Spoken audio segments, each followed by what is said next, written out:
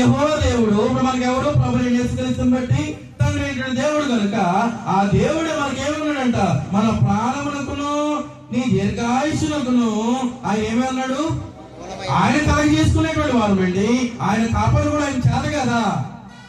మన సొంత నిర్ణయాలు తీసుకుని మన సొంత నిర్ణయాలతోటి మన జీవితాన్ని మనకు నచ్చినట్టు నడుపుకోవడానికి ఆయన చేతగాని వాడా? మనము చేతగాని వారుగా చేస్తున్నాము ఎవరిని, దేవుణ్ణి.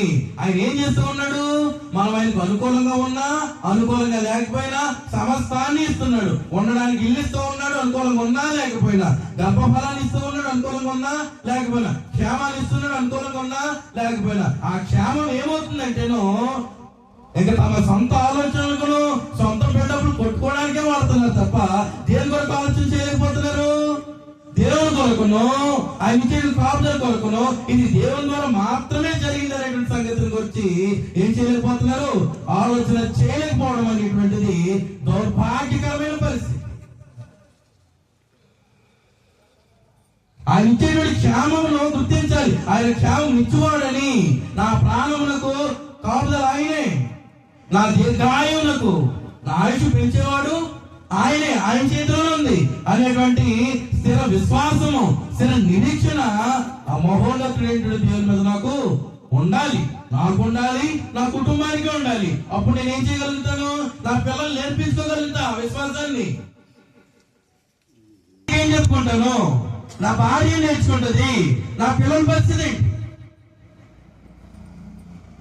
ఆయన లేకుండా ఏమీ లేదని ఏదో మాట్లాడుతుంది. ఇంకా కిందకి మాట్లాడుతున్నాడు, ఏం మాట్లాడుతున్నాడు చూడండి. కాబట్టి నీవును నీ సంతానమును బ్రతుకొచ్చు. కాబట్టి అంటే దేనికి కాబట్టి నీ ప్రాణమునకును నీ దీర్ఘాయుష్నకును యెహోవాయే ఏమన్నాడు, మూలమై ఉన్నాడు. కాబట్టి నీవు ఎలా ఉంటావు, నీవును నీ సంతానమును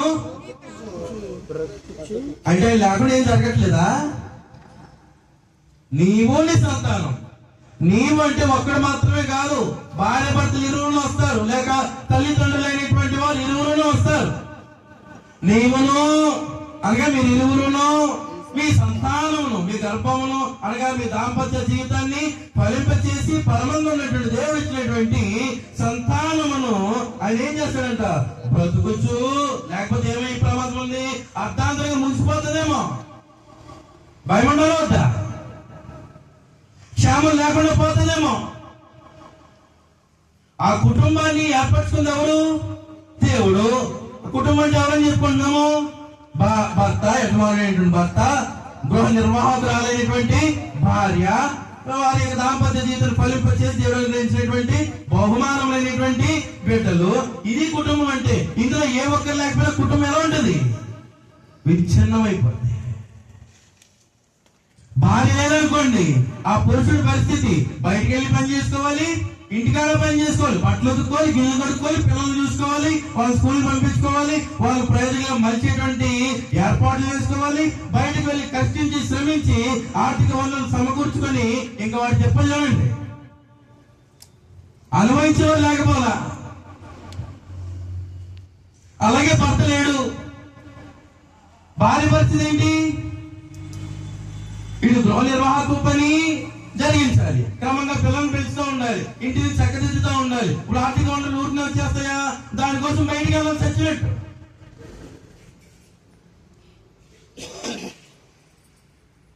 ఇలాంటి క్రూరమైనటువంటి వ్యతిరేక పరిస్థితులు మనకి జీవితాల్లో జరగకుండా ఉండాలి అని అంటే ఎవరి మీద ఆధారపడాలి, దేవుని మీద.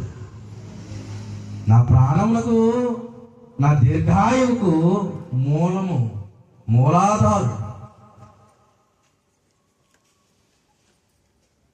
గర్భమును తెరచి శిశువును నిర్మించి ఆశ్చర్య రూపకముగా ఆ శిశువు యొక్క నిర్మాణమును జరిగించి సంపూర్ణము చేయబడిన తర్వాత జీవముతోనూ లేక ప్రాణముతోనూ మన చేతిలో పెడుతున్నాడంటేనో ఆశ్చర్యం కదా, అది దేవుని మేలు కదా. అది అంటే ఇక్కడ ఈ దేవుని యొక్క గ్రంథము, దేవుని యొక్క జ్ఞానము ఏం తెలియజేస్తుంది? మొత్తం ఇశ్రాయేలు అందరూ అరణ్యంలో రాలిపోయారు. తర్వాత తరం వారికి మోషే ద్వారా హెచ్చరిక జారీ చేస్తూ మళ్ళీ ధర్మశాస్త్రాన్ని తిరిగి మళ్ళా చెప్తూ ఏమని చెప్తున్నాడు అనమాట, యెహోవాయే మీ ప్రాణములకును మీ దీర్ఘాయుకును మూలాధారమై ఉన్నాడు.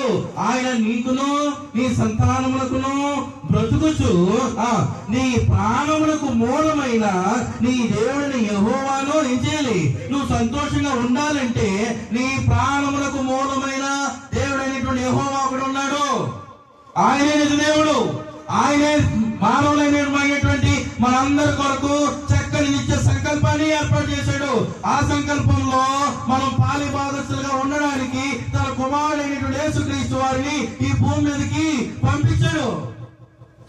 నేను బాగుండాలని, నా ప్రాణం బాగుండాలని, నేను కలిగి ఉన్నటువంటి ప్రాణముతో ఆ మహోన్నతమైనటువంటి దేవుని స్తుతించాలని, గణపరచాలని, ఆయన నామములో నా జీవితము సంతోషంగా ఉండాలని అటు ఆత్మీయ జీవితం ఇచ్చాడు క్రీస్తు ద్వారా.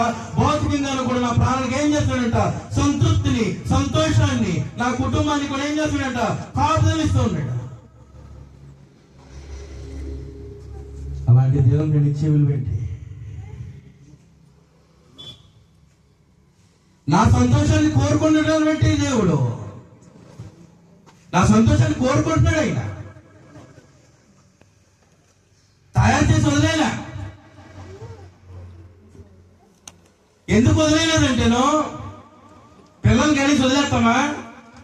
పాములు వదిలేసినట్టు. గుడ్లో నుంచి పాము బయటకు వచ్చింది అనుకోండి, నా పిల్లలని తల్లిపాము కూడా తిరుగుతుందా? అసలు దాని పని దాందే చచ్చేదాకానే. మళ్ళీ వాటివే తప్ప మళ్ళీ వెళ్ళిపోయినా మళ్ళీ తల్లి దగ్గరికి వస్తాయా? అవి ఎక్కడ ఉంటాయి, ఎక్కడ పోతాయి ఎవరికి తెలియదు. అలా వదిలేసిన మానవమైన మనలను మనం అలా వదిలేస్తాం. మన పిల్లల్ని వదిలేసి దాని కొరకనే ఎంత నియమాన్ని ఇచ్చాడు.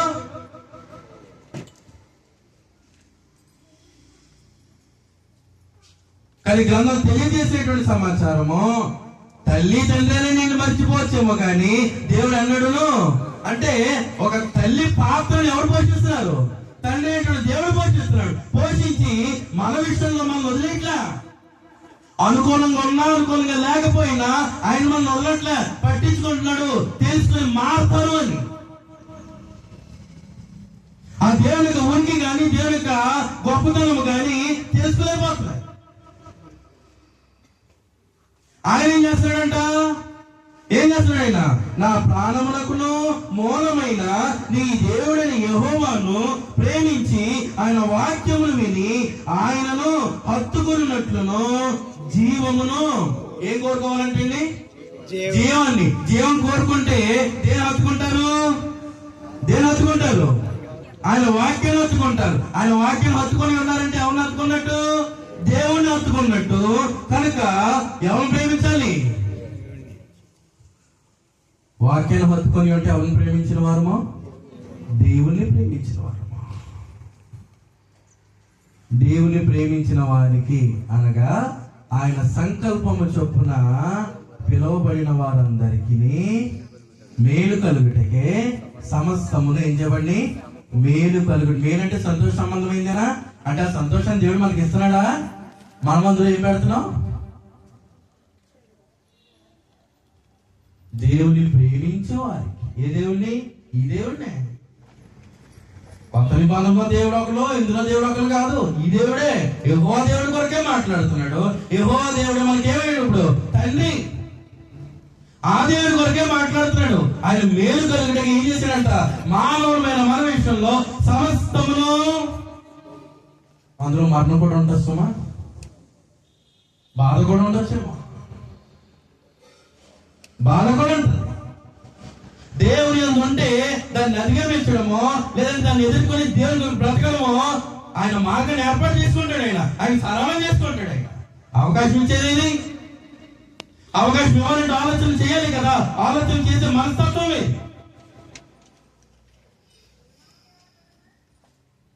దేవుని సముఖం నుండి బయటికి దాటారంటే బ్రతికినంత కాలం మళ్ళా దేవుని సముఖానికి వచ్చేదాకా ఏదో కార్యక్రమంగా దేవుని సముఖానికి వచ్చేదాకా కూడా ఆ భౌతికమైనటువంటి ఆలోచనలే. కనీసం కనీసం తన గురించి తాను దైవికంగా ఆలోచన చేసుకోలేనటువంటి దౌర్భాగ్యకరమైనటువంటి బ్రతుకులతో ముందు కొనసాగుతున్నటువంటి జీవితాలు మనం ఎన్నో ఉన్నాయి.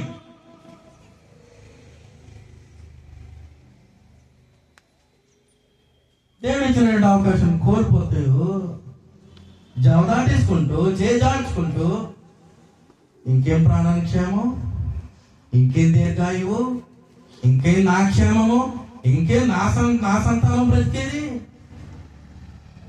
బ్రతుకుచు ఏమన్నాడు, ఆయన యెహోవాను ప్రేమించి ఆయనను ఆయన వాక్యమును హత్తుకున్నట్లును మీరేం కోరుకోవాలి, ఏం కోరుకోవాలి? జీవము. జీవం అనగా it's not a physical thing, భౌతిక సంబంధమైంది కాదు, ఆత్మ జీవం దేనికి సంబంధించింది? ఆత్మకు సంబంధించింది.